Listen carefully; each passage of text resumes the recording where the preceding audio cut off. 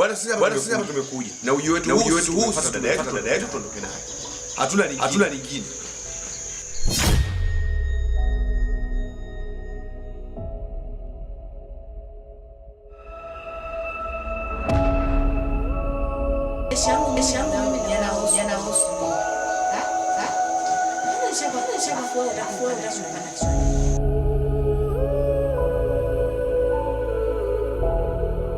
Hivi wewe sister yangu wewe una akili timamu kweli? Naombeni mnielewe. Subiri kwa tu una akili timamu? No. Yaani uzazi wa mpango miaka 10 uzazi wa mpango, wewe uzazi wa mpango gani usioisha? Hayo. Na huo ujenzi gani usioisha? Hiyo ni mipango ambayo mimi na mume wangu tulipanga.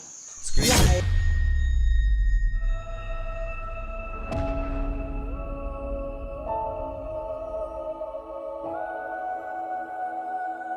Tumepanga mambo mengi sana mke wangu.